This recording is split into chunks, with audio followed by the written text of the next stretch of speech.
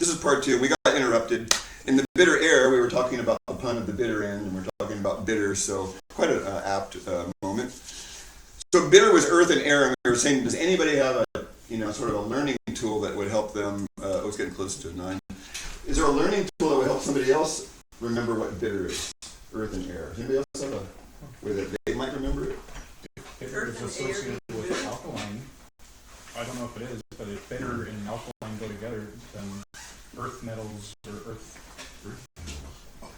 Carl, would it be fair to say that bitter is more associated with alkaline than acid? Alkaline and acid, there's more bitter compounds that are alkaline than there are bitter compounds that are acidic. Is that fair? They're called alkaloids, but that doesn't mean their pH is like that. A lot of drugs, have this toxic quality. They have alkaloids, but they tend to cause a lot of acidity in the body. They cause a lot of acidity. I'm not sure. But he's thinking about what are bitters. Like Bitters more alkaline acid. It seems to me they would be. like sour would be acid, so what would be its dualistic counterpart would be bitter, right? Sour and bitter? I don't know if you can measure the pH of them in the same way. Right. Bitters are primarily have a very strong effect on your body, and many poisons are bitter, so Right. it's so that you don't eat them, and if you do, they're usually mind-changing, or they may have a psychoactive effect, Which is what I was saying, the space out, like, the witch on the witch's broom. Yeah. That was, the witch's broom was a great metaphor, 'cause I got a flying salve once from this shaman up in Eugene, Oregon. So the broom was a metaphor, because I had the strongest effect by putting it in my rectum. The flying salve was an oil. And so women would put it in their vagina, and they would go in these visions of flying. And then the broom was also a metaphor for a dildo, right? Going in the vagina with the coating on it, with the oil on it, the salve, that would make them. So what happened was this flying salve, and the top of my head, I felt my top chakra literally opened, and it went, sound effects not included, but it went like that. And I'm like, wow, this stuff's really powerful. So bitter again, right? They're bitter, and it took the pull and the earth air pull, right? And I could feel my lower body and my upper body, and so it was easy. But the rare earth metals, is another, you could think, sure. And then we're kind of going through astringent while the recording was off too, and so astringent is another variation of sour, and like oak bark would be an astringent, a pure astringent. Pomegranate peel, pure astringent, because it causes puckering. So you use astringents when there's bleeding. So like if somebody was bleeding and I was in the forest, I would go get some oak bark and pound it with some water and put that on the wound quickly. And if I didn't have time for that, I would get a knife and cut their hair and hopefully burn it and put the burnt hair on the wound. Burnt hair is to help it clot? It's an old barefoot doctor technique. Michael Tirith said, if you're really in a bad place and you don't have anything and you got hair, you take the hair and burn it and put the ash of the hair, the burnt hair on the wound. In an emergency only, but it might help you. But the purpose is to stop the bleeding or to prevent? Okay. Yeah, stop the bleeding. Wow. There might be others. It's like charcoal, right? So it might also, there might be other reasons why. So it's a lot of carbon, so we covered all the flavors: sour, sweet, salty, spicy. Yeah, bitter. Okay. So now, with all that being said, we can do the final bit of tonight, which is the. So I was saying I was feeling sweet, but it's kind of like you never really stay in one place. So my counteraction to sweet is generally I learned about this when I was in Mexico, because they used to say how spicy this person was, or even queso, how salty she was, and I'm like, wow, what does it mean to be salty? Emotionally. Fiery and watery? That's interesting. So anybody got a stab at channeling their flavor emotions for the day? Yeah, for the day. Keep it narrow, So. I want to play first with a salty personality. Seems like somebody who swears a lot and is really blunt. Yeah. Has anybody got another idea of what the salty personality is? salty, it seems. A sailor. A little abrasive. A sailor would be a Yeah, salty sailor, person. yeah, a sailor should be salty for sure. Sailor, I made it. Yeah, and I wonder then if sailor and salty fiery would certainly be. is angry, right? Angry? Fiery and spicy would be angry, or at least just super passionate, you know, like seeming angry as you emote. Well, that's Rajas in the Vedic system, and that is fire. And what does fire do? It brings light, and discernment's associated with this. Mm-hmm. Because the more light you have, the more discernment you can see everything. Phosphorus. Right? Good, right? So then watery versus airy, both of those seem like they could be somebody diffuse. Both airy and a diffuse. Well, astrology, right? I was All trying the to think signs that have was- an element. Yeah. Yeah. You like associations like this, what do you think? But What- like, what's the difference between What's a diffuse and- sourpuss? Yeah. You say, my mom's like, what's a sourpuss? Yeah, what's a sourpuss? So if you're sour, it's Somebody not who's- good. Who's sad and refuses to stop being sad, right? Just, yeah, Complainer depressive or and whiner. needing Right, everybody right. to know they're sad. Yeah. Like, I'm not okay. Whiny, Whiny. yeah. Yeah. Sourpuss. That was good. I was called sweet over 300 times in my life. Oh, you're so sweet. And I was like, but I ate a lot of sweets. Mm-hmm. And so there was a metaphor, right? Mm-hmm. And I did flies and mosquitoes. I was like, if I'd be in a room with all you guys and there were any flies and mosquitoes around, they were on me. With my sweet blood. Yeah, tell them, remind everybody that doesn't know what you would eat. It was Jolly Ranchers and Cheetos, right? That was his diet, so. I was with Jolly Ranchers, Cheetos, and oh my god. Yeah, raviolis, Like you. SpaghettiOs, Oh, jeez. man, Twinkies, Chocodiles, Count Chocula, Blueberry, Captain Crunch, Pretty different from Cocoa anything. Pebbles, Cocoa Krispies. Now what do you eat for the sweet, healthy stuff now? You mentioned berries. Are those the main ones, berries? Yeah, you know, I got the delight of I'm growing different fruits, and one of my plants. Thank you, Brian Lawfer. Thank you, Brian Lawfer, for all the golden berries you gave me. What a god you are. And the Ashitaba I brought from you, Brian. Now I've got like I don't know 13 Ashitaba plants, but I got these golden berries, and they're psychotic how fast they grow. I mean, in 1 year you can plant a plant like barely this big. I've got about 8 in pots right now. And by next November, mark my words, these plants will be 8 feet tall and 8 feet wide and have hundreds of fruits on them. So there was one that made the trip. You know how I dug them up and brought them over and pruned them back? This one had a little ripe, just the other day, I had a little perfect ripe golden berry with the little, so it's a nightshade. It's a tomatillo. Yeah. So golden berries are. It's a nightshade. It's like a tomatillo, but Sweet. it's not toxic, not as toxic as other nightshades, and it's sweet. And it's a golden berry. I used to buy them dried years ago for $30 a pound. I'm like, Brian gave me one. Wow. And so I gave it to Ian, and he never had one. And I gave him the gynostomus. So he's like a grown adult man that still kept in touch with this child.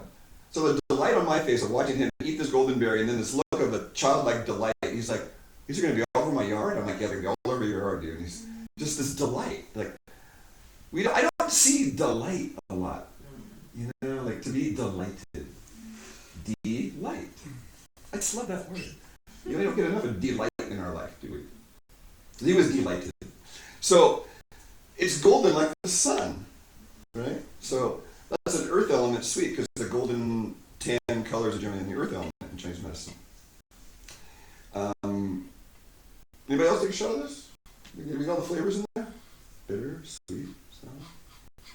You know, bitter would be not so good. Astringent personality. Oh, an astringent person. That's Holy mackerel. really crotchety old people. Oh, yeah. They help stop the bleeding. You know, like we're mad all the time. Don't you do that!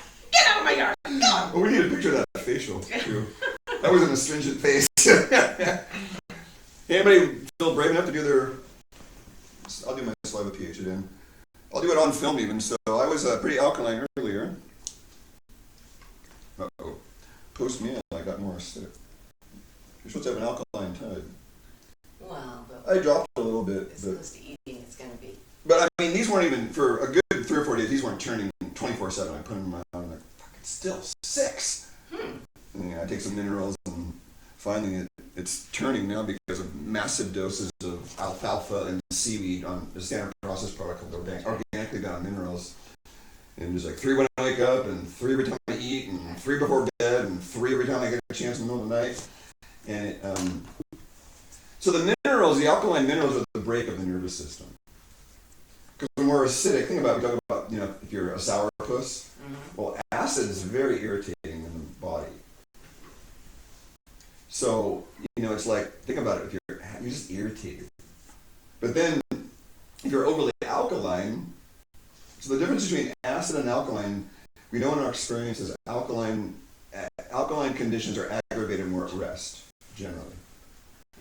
So asthma is excessive alkalinity in the alveoli. So we're talking about pH. So there's pH compartments in the body that me and Carl were alluding to.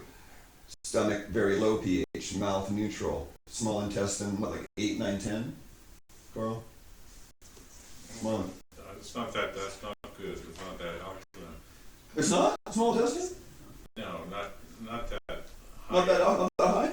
Not as far as I know. 7.8 maybe or something like that? Yeah, it goes towards, alkaline, but the body has to keep everything within 1 pH unit, except for places like the stomach, which have special stomach glands, and different parts of from the duodenum down through the jejunum down to the ileum. They all have different pHs because they all activate different digestive process.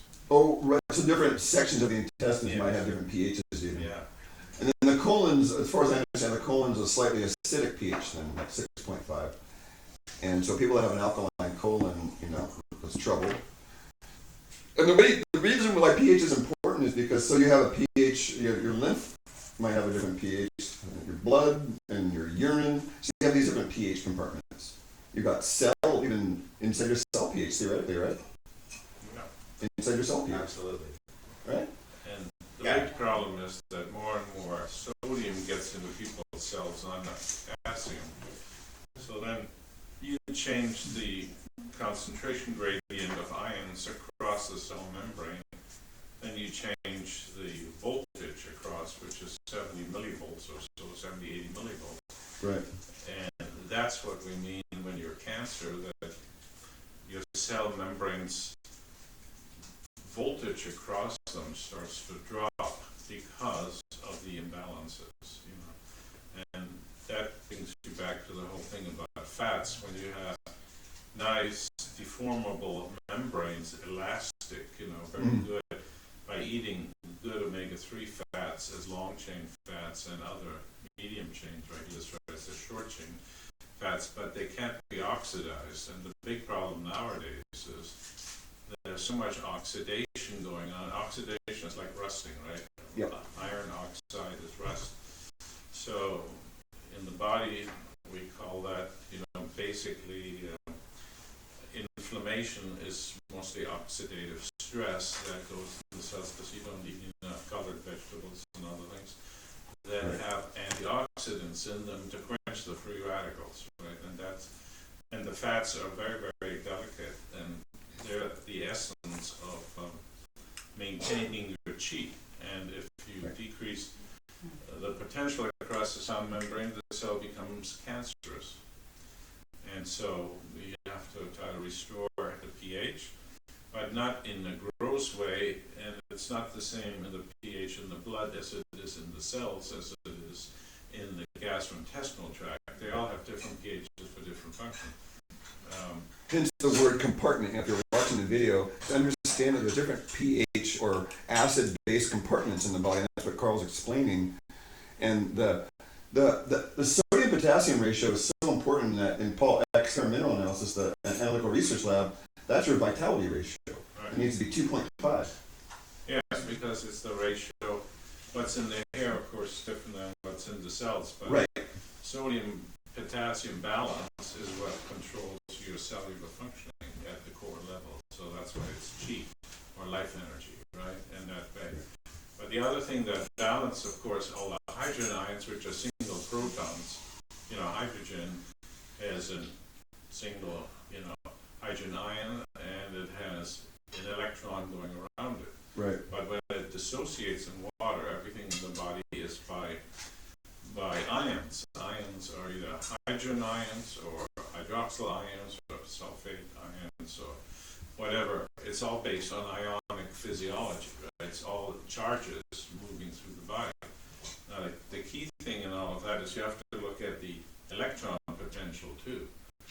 The electron potential is called the redox potential, the reduction oxidation potential, right? So you have pH, which is the hydrogen ions. You've got the redox potential, which is the power of the electrons, you know, and it's called IRP, you know, and the redox potential. And then the last thing is the mineral balance. And there's a whole system of medicine that just looks at your urine, your Right. blood, and your saliva for these three things: pH, redox potential, or electron strength, and the amount of minerals, which is conductivity, and that's the whole system of terrain balancing. You've probably heard of that. So for those of you that are sort of watching this, you know, I'm going to try and bring it down to their level a little bit so is the redox related to like the cation, anion, like you have your cations and anions, which are your positive, your protons, and is that relatable to this for people to understand that? And cations, you know, go towards the negatively charged electrode, you know, and anions go to the positive charged electrode, so they're the opposite charge. But the electron, you know, charge is a separate thing because there's clouds of electrons that are constantly mediating electrical processes. Okay. Yeah. And that's the potential, the redox potential that you're talking about. Yeah, and Okay. of course that's involved in redox potential is depending on which ion interacts with what other ion, and there's many, many ions besides hydrogen and hydroxyl ions, you know. Right. So we were talking to the Peter. Let's see, what's that? David Stewart, the chemistry of essential oils, subtitle "God's Love Manifested in Molecule." He talked about molecules having personality. So he said some molecules are highly codependent. They have to have a partner. They don't separate easily. So is that the electron potential, where they No, have? no, that's the charge like chlorine and fluorine and things that are on that side of the periodic table have a very strong, you know, desire for other atoms that only have one charge, like sodium or potassium, and so Right. that's why sodium chloride, potassium chloride, Magnesium chloride. they like to really join together, you know, very quickly, and because of their valence electrons, how many electrons they have. Like Yeah, carbon could have 4 on it, right? Yes, and that's why everything is so much based on carbon. And the latest thing we've been learning this week is how much graphene oxide is being put into our bodies from food packaging and what's being sprayed in the air and all this. Carbon based, right? Yeah, all these nanoparticles of carbon that are slowly taking over, you know, our body. Why such a need to detoxify nowadays? Because we're breathing it in, you know, they're spraying it. So if you're watching this, then what I call this is well, if you increase the amount of solutes in a solution, what happens to the solution? Solutes being particles in water. What happens to the solution? Does it get thicker or thinner? Thicker. Does thicker fluid circulate very well in tiny little vessels? No, they don't. And that's hence cold hands and cold feet. Hint, hint. Your fluids might be too thick. So that's why I preach the radish and beet salad like the gospel. Because that's the easiest way to thin your fluids. And EFAs, and there's other ways too, but in terms of day-to-day diet, you want to get your fluids thin to increase your microcirculation. And that's why, you know, like in your case, you gotta have raw fats. You cannot overburden your pancreas in your position. It's the single most important organ for breaking stuff down and breaking down cancer cells and all that. And if you're burdening it with digestion and cooked food, you're kind of, you know, shooting yourself in the foot while you're running a race. Right? I mean, so I can, you know, I got lots of people with cancer right now, so I think to myself, if I had cancer, what would I do? And I'd be like, you know, I'd be doing wheatgrass in every orifice. I'd be eating almost 100% raw.